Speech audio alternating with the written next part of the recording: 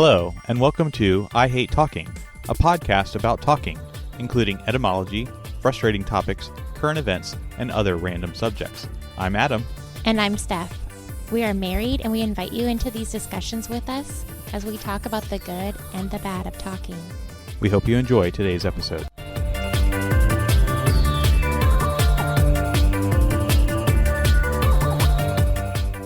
Welcome to episode 115 of I Hate Talking. Hi, everyone.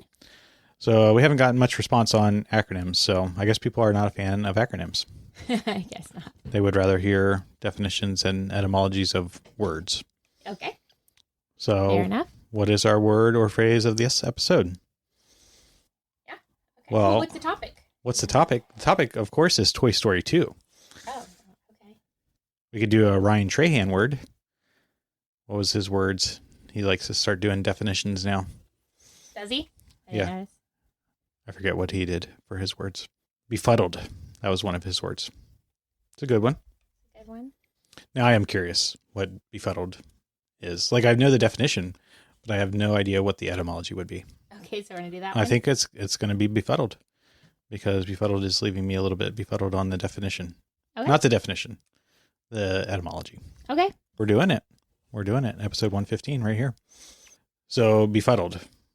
Have you heard or used this word yourself? Yes. Well, not really used it. But ironically, when I was a elementary school student, there was a college guy at our church. And one time he said that me and my friend befuddled him. And we were like, I remember it stopped us in our tracks. And we were like, what? Is that a bad word? Like, is that...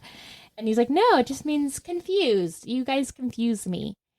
And then he started doing words of the week every week. We learned that one. And he had a whole list of words. Every week he would teach us a new one. And befuddled was the very first start of it. And he did this on a podcast? No, I don't even think podcasts were a thing back then. This would have been like, I don't know, 92, 93 or so. I see. So it was just in person? In person, yes. Wow. At church, yeah. How about that? Back in the day, before the internet connected us all through podcasts. Mm-hmm. So, befuddled, as defined by apparently the new version of the Collaborative International Dictionary of English. This is strange. So, That's a lot of words. DuckDuckGo apparently does not link to our favorite American Heritage Dictionary 5th edition anymore. It went to the new version, spelled GNU. Huh. So we can check Merriam-Webster's. I guess I'll have to look for, let's check American Heritage Dictionary. So the American Heritage Dictionary does have an entry for befuddled. So for some reason, DuckDuckGo has either changed their dictionary or for this particular word is not linking to that one. But according to the American Heritage Dictionary, there are two definitions. It is, number one, to cause someone to be unable to think clearly, confused or confuse, and then to stupefy or to be intoxicated, befuddled. Stupefy, that's a Harry Potter curse, right? I suppose so. Stupefy. Well, it's based on a real word, though. I mean, I guess most of them are. They're just sort of transliterations of some sort. So now on to the thing that has befuddled me, which is the etymology. The etymology of befuddled. I think it's English. Just pure English, no Greek or Latin roots in this one? Sure, that's what I'm going to stick with. So according to Etymology Online, it was purely from English in 1873. Well, look at that. And it was originally used in reference to confusing someone with strong drink or opium. And it was just the combination of two words, be and fuddle. So, and then fuddle became used in the 1580s to become intoxicated. Oh, okay. And then it was used in the 1600s all the way up through the 1800s. And then it seems like befuddle sort of has replaced this, and fuddle is not used anymore. Okay. So it literally was to be intoxicated, which would, you're confused if you're intoxicated, right? So be intoxicated. And then they changed it. And it's just be confused now.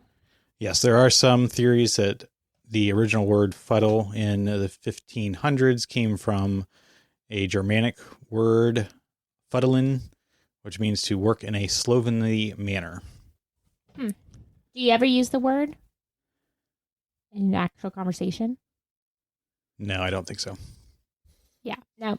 Again, the only time I ever really heard it, or if I do hear about it, I always go back to that time in elementary school when I was told I'd befuddled people.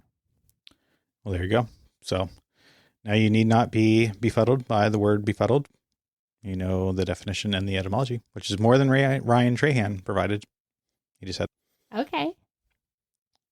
Is that a new thing he's doing? I don't know. It was just in one video, so I don't know if it's a trend. Oh, okay. Interesting. Maybe he's copying us. Would that be so cool? Oh, I'm such a big fan of him.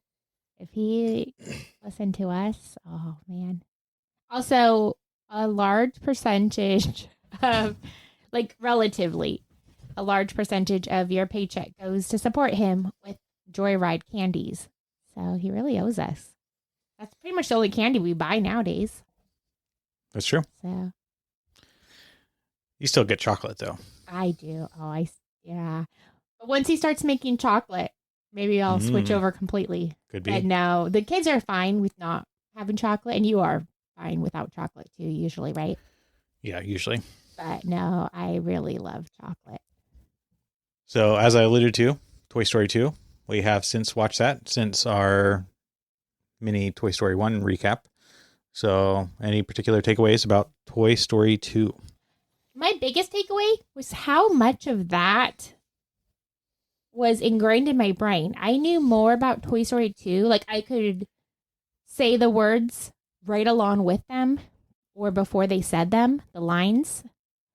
I knew it much more instinctively than I knew Toy Story 1. And I was trying to think about if maybe when I used a nanny, if that was the time frame where we watched that one, maybe. It doesn't seem to line up, though. So I don't know why Toy Story 2 is so ingrained in my memory more than 1. Well, I think Toy Story 1 was a little bit maybe more original in concept. And Toy Story 2 had perhaps more one-liners and sort of quote-unquote rip-offs or callbacks to other movies. Okay. Because there's a lot of Star Wars references. There are. One. Yeah, a lot of Star Wars. What else is there? I mean, there definitely was like a theme to the story, which spoiler alerts ahead, I guess, because we're going to describe some of the particular storyline. So if you haven't seen Toy Story 2 by now, then you've had a pretty long chance. That's quite a while. That's quite a while. But you can stop it now and go watch it and then come back. But you've had almost 30 years, so. That's true. Because they have to rescue Woody from the person that is working at the toy store that is also some sort of collector / reseller and has the entire Woody's collection now that he has stolen Woody. So they have to go rescue him. And that's really it. That's the whole plot. Mm-hmm. There's not really much more to that. So there's not like self-awareness being a thing with toys becoming self-aware or different particular people that have different intent and desires, like the kid that wants to blow everything up, Sid, and all the different toys that are perhaps not quite aligned in Toy Story 1. But they definitely seem more aligned in Toy Story 2, which I think perhaps detracts a bit from the overall arching storyline and perhaps makes that more memorable for the one-liners and different scenarios that occur. Did you remember 2 more than 1 also? Yeah, I suppose so. A lot more seemed familiar, I suppose, in Toy Story 2. Interesting. Yeah, I mean, but the overall concept, right, is like Woody gets broken and then he thinks he's getting discarded for good. The bad guy tries to buy him at the yard sale. And the mom says no, and so he steals him. So it's a whole concept, right, where Woody then has to decide if he wants to become a collector and famous or go back to his owner. So that's a whole like arc, right? That he has to choose which path to take. That's true. And the Prospector is already self-aware, even though supposedly he's never been unboxed. But he has been. But he has been. But did somebody play with him and imbue with him the magic of toy liveliness like we discussed in our Toy Story 1 episode? Oh. No, he's so bitter that I think that he was never actually a child's toy. But a child must have imagined him as a character in something. So to be self-aware. To be self-aware. Because, okay, let's talk about that on that topic. The horse, what was his name? Bullseye. Bullseye. Ride like the wind, Bullseye. See, that's another like one-liner that you Right. can remember. Right. Those things don't really exist in Toy Story 1. I mean, I guess there is like To Infinity and Beyond, but that's like their specific sort of motto. There's a snake in my boot. But yeah, the songs in 1 are more iconic, I think, than the lines. That's true. But Bullseye is a pet to them. He is not a main character. So that's interesting. That's true. He does not speak. So comparative to T-Rex, where T-Rex can speak. Mm-hmm. So in the theory of kids' magic, basically kids would think that the T-Rex is a person and sort of that sort of characteristic about that particular character versus Bullseye being strictly an animal. Right. Yeah, I did think that was interesting that he interacted with them, but he was always their pet. Right, but I'm still hung up on the Prospector being self-aware. He must have been played with as a plaything. Okay. Right? Isn't that true? Because kids would have thought that Buzz Lightyear was a person and had person-like characteristics in order for Buzz to be alive. But he was not self-aware as a toy when he was unboxed. Both times. Because there's 2 Buzzes that make an appearance in Toy Story 2, the original one from Toy Story 1, that is self-aware that he is a toy, a child's plaything. And then the new Buzz that is unboxed and is not self-aware just that a he's display. a toy. Yeah. Right. So I guess it's not so much the aliveness of the toy that I'm questioning, but more the self-awareness that they are a toy. Okay. I mean, I follow you. I'm tracking it. I can get on board with that theory. Also, obviously, the chicken guy, the collector, he obviously is not an honest man because he stole Woody. And then he hired somebody to make Woody look brand new, like paint over him and all that, and claimed he was brand new. So, I mean, I don't put it past him to do the same thing to the Prospector. So your theory is that the chicken man, a.k.a. toy salesman worker, a.k.a. collector, reseller, unboxed Prospector, played with him as a plaything, and that made the Prospector not only alive, but also self-aware that he was a toy. Yeah, I mean, I don't think he played with him. I think that he collected him from something. I see. But wouldn't the Prospector disclose this, or he's so... No, I think it gives him more value. I think maybe he's so bitter because he wasn't a preferred toy. He knew that Jessie and Woody were always the main characters, and he was just like the side person. So I think that even if some kid had the whole set originally, he was never the one that the kid would take places and befriend. So I think he was always bitter. So this made him special, that he was never unboxed. And so I think that gave him a little ego boost and something he could hold over them. I see. So he would have been part of a set and at least seen a kid play with the other characters. Yes. And that is what made him self-aware that he was a toy. And that's why his box is so nice, is because he was opened but wasn't really played with because he's not one of the fun characters. So then he gets bitter watching the kid play with Jessie and Woody. And then when he gets sold or discarded, his, because you definitely, right? Some of your toys you played with, you would keep in the box, I bet, huh, as a kid? I never did. The box always immediately got thrown in the trash. No, I don't think so. You never kept anything nice? I mean, I kept the boxes, but the toys stayed out of the boxes.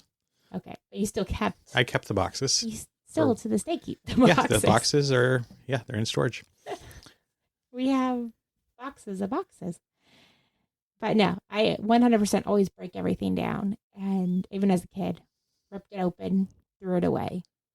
But I could definitely see you keeping the box, whether you put them in it after you play with them, or you just keep the box for the future. Yeah, the majority of boxes that I kept were Lego boxes, though, because they, even at that time, Legos had a significant holding value and resale value as a collectible item. Mm-hmm. So it was sort of standard process to keep the instruction booklets and keep the boxes. Mm-hmm. But don't you see, too, that, like, if the Prospector was never given a connection with a kid necessarily, like a real connection, why he'd be so bitter and upset? Because Jessie has memories of her, was it Emily? I think Emily was her owner. And then Woody has Andy. So they have all these loving memories and bonds where he's always bitter. And so this was one thing, he had his box. So he could hold that over their head. I suppose so. Could be. So there you go. Maybe we have a brand new internet fan theory that the Prospector became self-aware that he was a toy by seeing other toys within the set be played with by a child. So you think he never was opened? Because I think he was. Or he was open and played with very infrequently, you're saying? Yeah. That's what I think. But you think he was never, ever opened?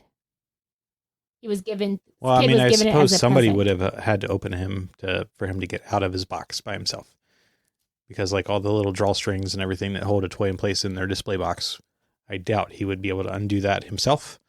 So if it was undone by somebody and then maybe put back not in the exact same manner, then he could unbox himself, so to speak.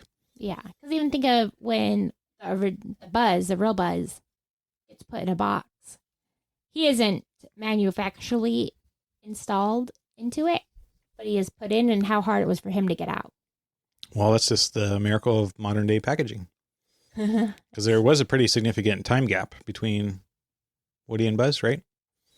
Yes. Yeah. Anyways. Was the Woody show in black and white or color?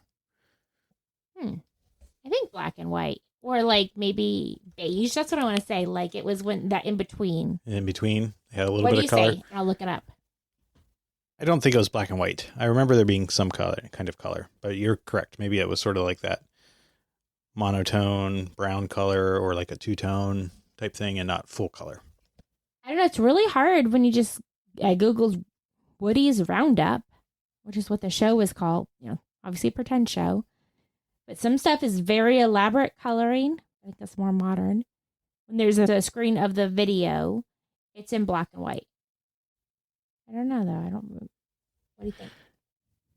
It does look black and white. I don't remember it being black and white. I think the lunchbox is maybe what I'm thinking of. The lunchbox is sort of this brown monotone color. Right, yeah. That's kind of... But I think that also counts as black and white, right? Where it's... Instead of black, though, it's more the brownish colors. Correct. But yep, Woody's Roundup, definitely black and white when the TV version is shown. I won't sing it to spare everyone's ears, but all I have is Woody's Roundup theme song in my head now.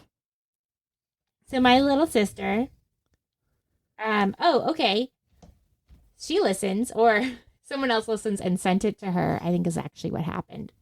She sent me a picture of her rock baby doll, Artie. She still has it. Last time we talked about Toy Story, I mentioned her rock named Artie. And so, yep, sure enough, she still has it. She sent me a photo. It was so funny to see. But she was really into Jessie.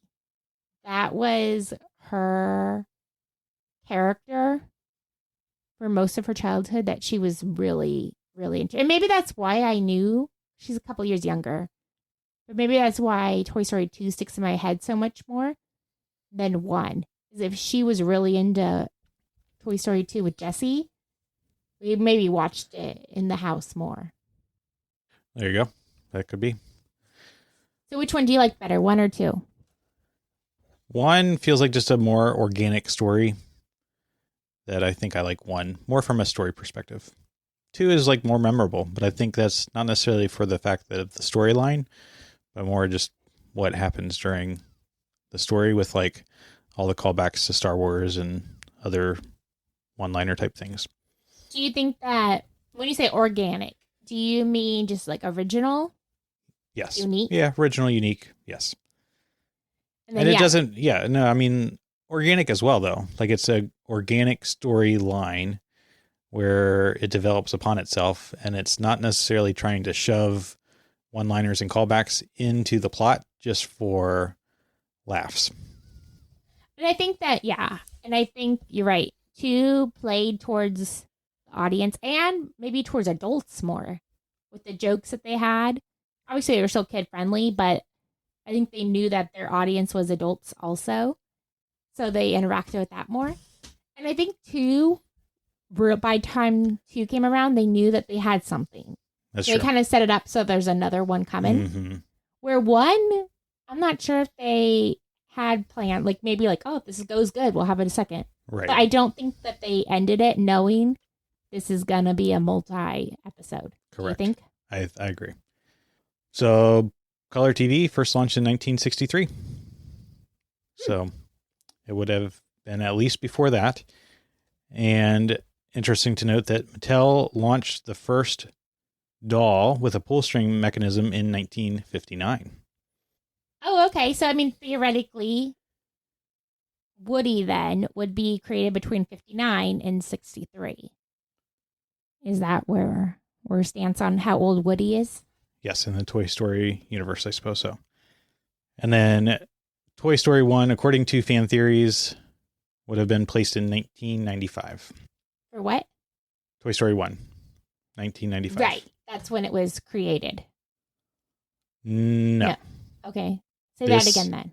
This is because of the fact that there is Andy's mom's license plate in one of the shots. Okay. And it expires in November of 1995. Oh, and that was episode 1, you're saying? That was movie number 1. Movie 1, and not episode movies. When did it actually air?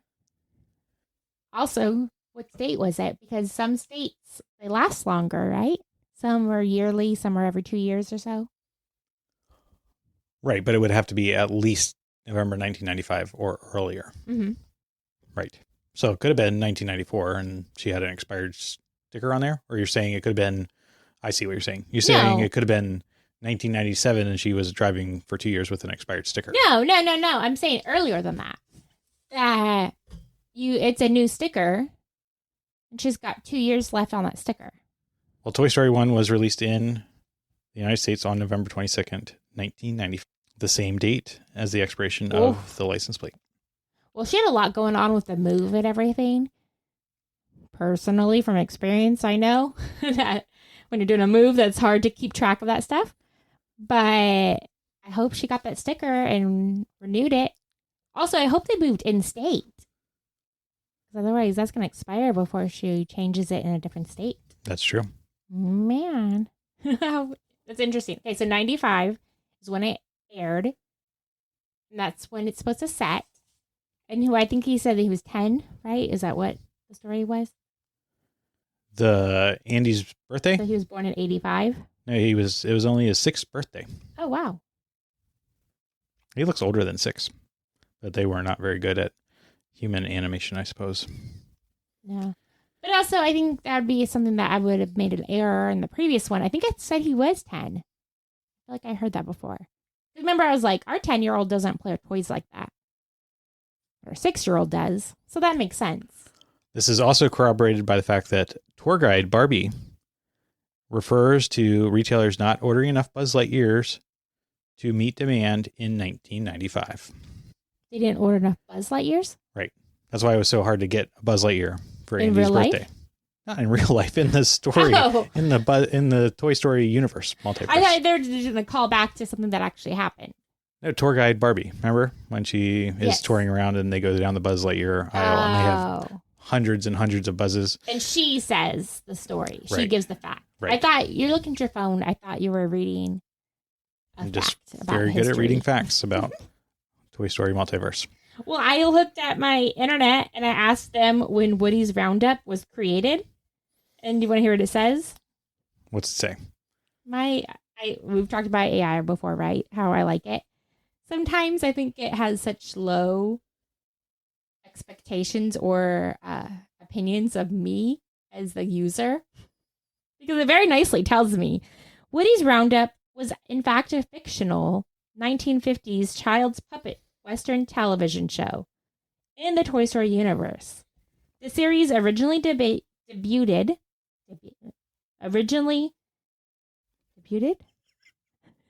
Debated? Oh no. Debuted.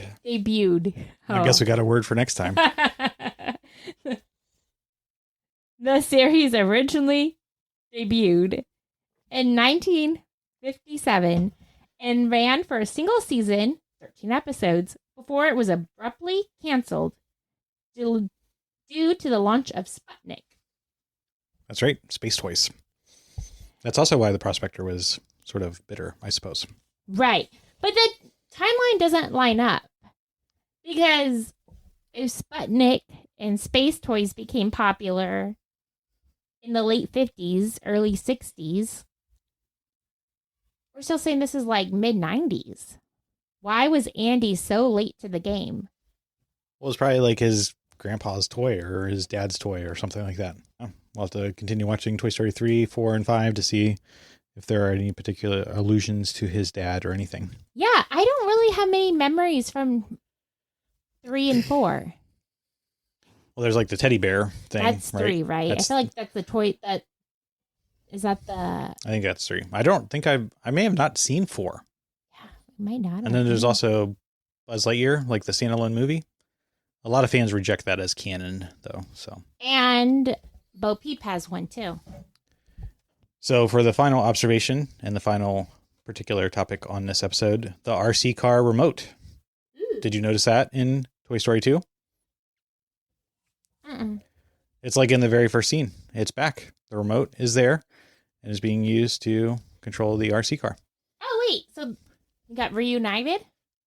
I think it's just a either mistake with like a continuity error, or somehow they recovered the remote or got a replacement. Maybe it's not even the same RC car. Oh, that'd be... I wonder how they address that when you get replacement toys. If they just pick up as... Well, I think that's in Toy Story 3. That's like the replacement movie. Well, that's what we'll watch next. Yeah, we're going to have that this weekend or so to watch with the family. Well, there you go. So, from your friends at I Hate Talking, until next time, remember, it is only through talking that we begin the journey to understanding.